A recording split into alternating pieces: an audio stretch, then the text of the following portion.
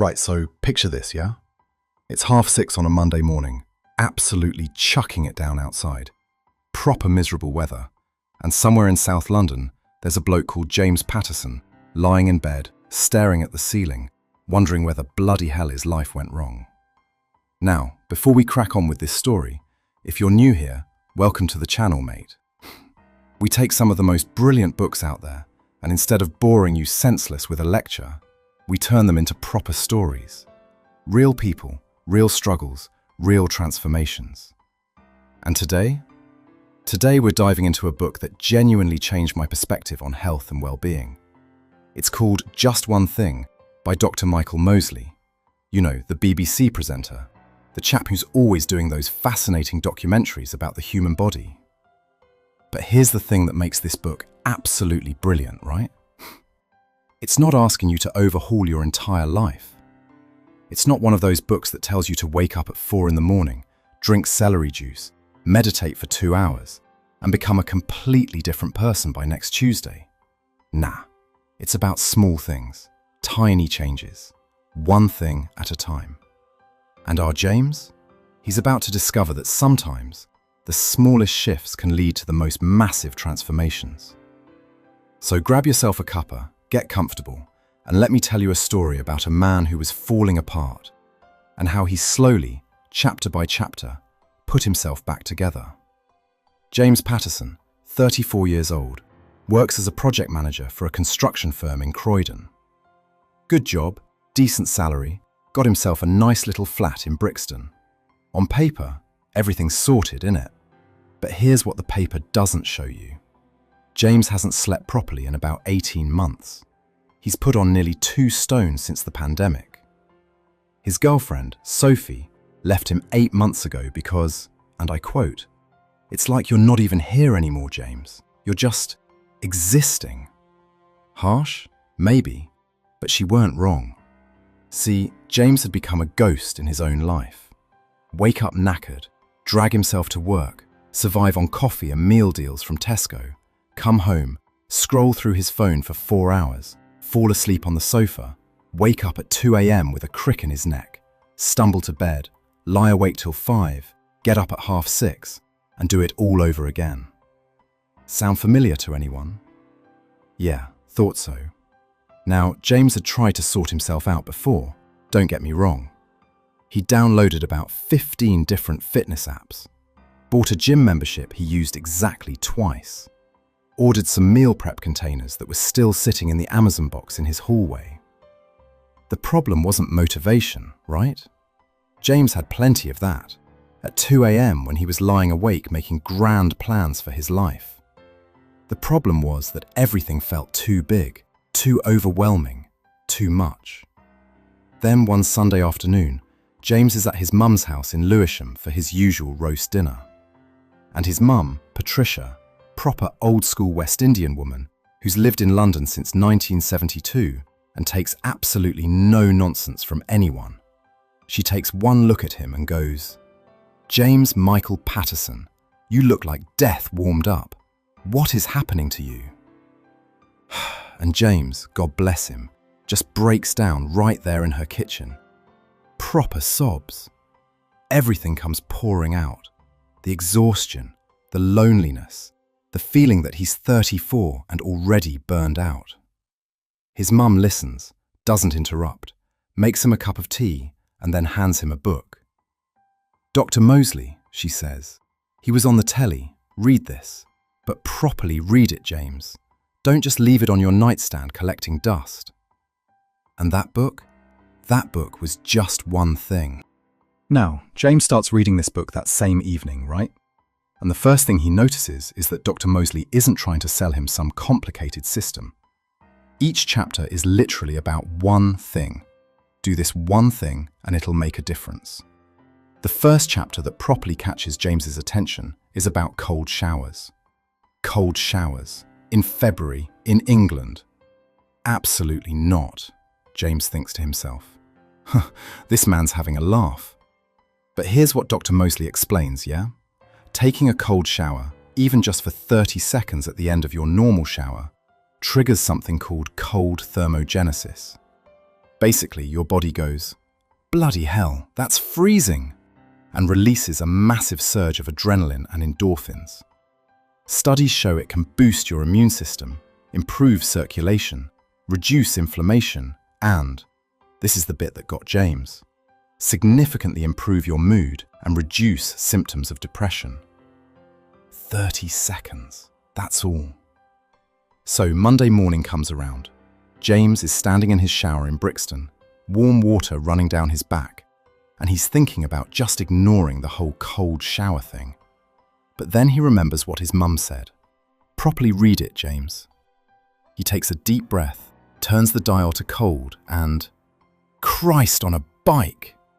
The cold hits him like a punch to the chest. His whole body tenses up. Every cell in his body is screaming at him to get out. But he counts. 1, 2, 3. By the time he hits 30, something weird happens. His body's still freezing, yeah, but his mind? His mind feels awake, properly awake, for the first time in months. He gets out, towels off, and catches his reflection in the mirror. His eyes are bright, his skin's got colour to it. He actually feels alive. Now, James doesn't transform overnight. This isn't some fairy tale, yeah? But he commits to the cold shower thing. Every morning, 30 seconds of absolute Arctic misery. And slowly, something shifts. He starts waking up before his alarm. He's got more energy in the mornings. That fog that used to hang over his brain until about 11 a.m., it starts to lift.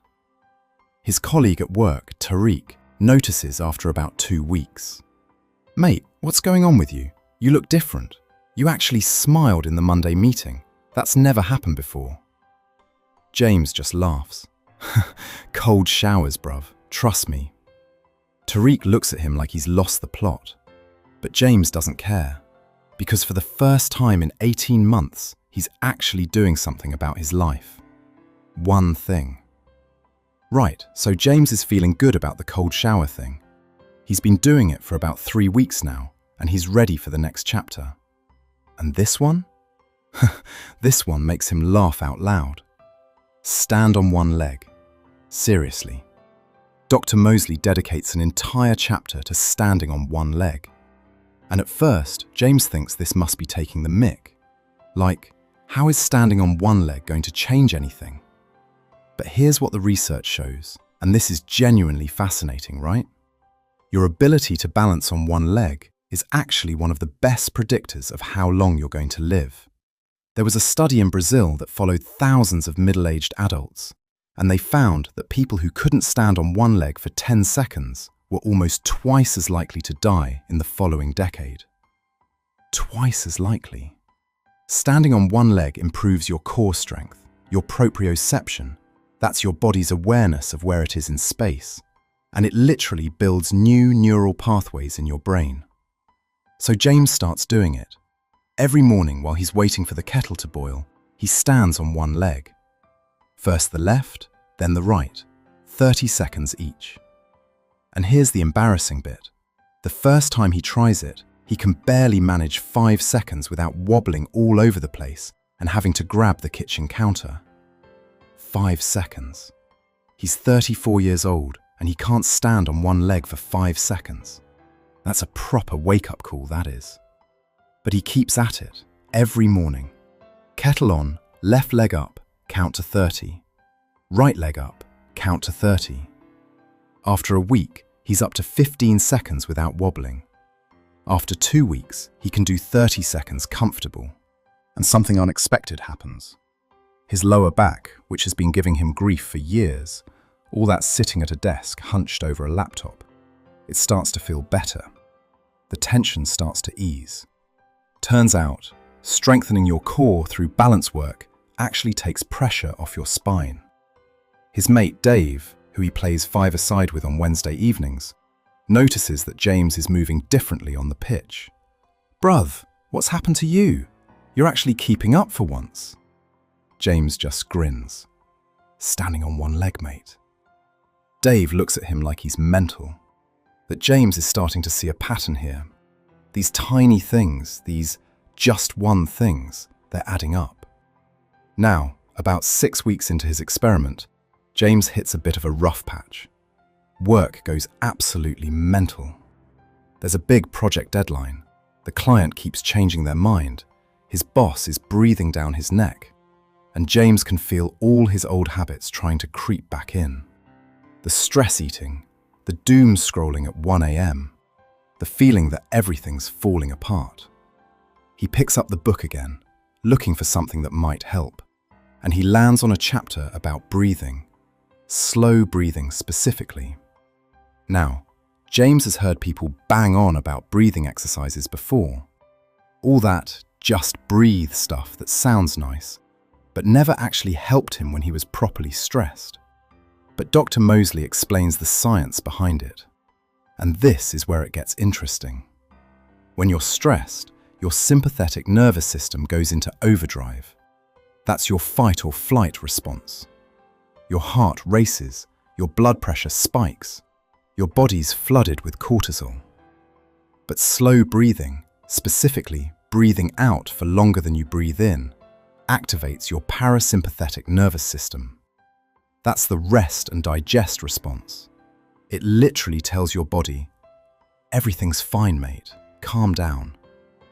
The technique is simple. Breathe in for 4 seconds, breathe out for 6 seconds. That's it. So James is at work, yeah? It's a Thursday afternoon. He's just come out of a meeting where everything went sideways, and he can feel his heart pounding, his jaw clenched, that familiar tightness in his chest. He finds an empty meeting room, sits down, and tries the breathing. In for 4, out for 6. In for 4, out for 6. At first, he feels a bit daft, sitting there counting his breaths like a meditation app. But after about 2 minutes, something shifts. His shoulders drop, his jaw unclenches. The tightness in his chest starts to ease. He's still stressed about the project.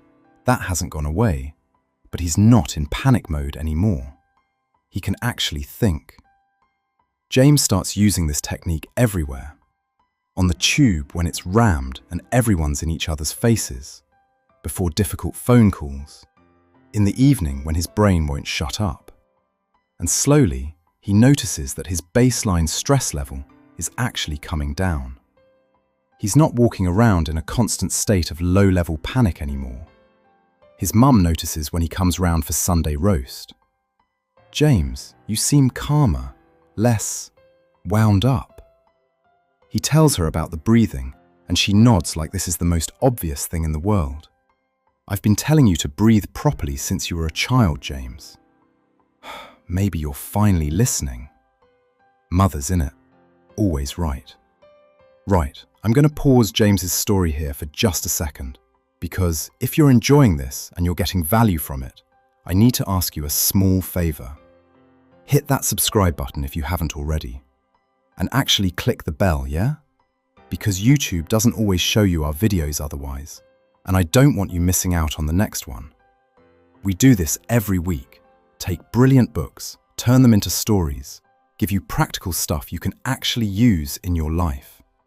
And if you're someone who really wants to go deeper, check out the membership link in the description. Members get access to exclusive content, reading lists, and the full breakdown notes for every video. Right, let's get back to James, because things are about to get really interesting. So it's now about 2 months into James's experiment, and something is clearly working. He's sleeping better, he's feeling less stressed, his energy levels are up. But there's still one thing that's been bothering him. His sleep quality still isn't quite right. He's falling asleep easier, sure, but he's still waking up feeling a bit groggy, a bit off. That's when he reads the chapter about early morning light. Here's what Dr. Mosley explains, and this absolutely blew my mind when I first read it. Your body has an internal clock called your circadian rhythm, yeah? It controls when you feel awake, when you feel sleepy, when certain hormones are released. And the main way your body sets this clock is through light, specifically natural light hitting your eyes in the morning. When you get bright natural light within an hour of waking up, it triggers a cascade of hormonal changes. It stops melatonin production, starts cortisol production, the healthy kind, not the stress kind, and basically tells your body, right, it's daytime, let's crack on. But here's the problem with modern life. Most of us wake up, check our phones in dim lighting, maybe switch a lamp on, have breakfast indoors, commute in a car or on the tube, and don't actually see proper natural light until, well, sometimes not at all. Our bodies are confused because they never get that morning signal. So James decides to experiment. Instead of checking his phone first thing, he puts on a hoodie, walks out to his little balcony in Brixton, and just stands there for about 10 minutes, letting the morning light hit his face. It's March now, so it's still a bit nippy, but the sun's starting to come up earlier. And within a week, literally within a week, his sleep changes. He's waking up before his alarm, feeling actually refreshed. That groggy feeling? Gone. His energy is consistent throughout the day, instead of spiking and crashing. But here's the unexpected thing. James starts to notice that he's actually enjoying those 10 minutes on the balcony. The quiet, the fresh air, watching London slowly wake up. It becomes this little ritual. Cold shower, balcony time, kettle on, stand on one leg. These just one things are becoming part of who he is. Right, so we're now about 3 months into James's transformation, and he's starting to feel like a different person. But there's one more chapter that really brings everything together. The chapter about walking after meals. Now, you might be thinking, walking? Seriously? That's not exactly revolutionary, is it? But here's what the science says, and this is proper, useful information. When you eat a meal, your blood sugar spikes. That's normal, that's what's supposed to happen. But in modern life, we eat, and then we sit back down at our desks or on our sofas. The sugar stays elevated. Insulin has to work overtime to bring it back down. And over time, this can lead to all sorts of problems. Weight gain, fatigue, even type 2 diabetes. But if you take a walk, even just 10 minutes, within about an hour of eating, your muscles start absorbing that blood sugar directly. Your levels come down faster, you avoid the post-meal crash, and your digestion improves massively. James reads this and immediately thinks about his lunch routine. Every day he'd get a meal deal from the Tesco near his office, eat it at his desk while scrolling through emails, and then wonder why he felt like death by 3 p.m. So he makes a change. Lunch break, he eats his food, and then he takes a 10-minute walk. Just around the block, nothing fancy. Sometimes to the Costa to get an afternoon coffee, sometimes just wandering through the back streets of Croydon. And the difference is immediate. That afternoon slump? Basically gone. His energy stays stable throughout the day.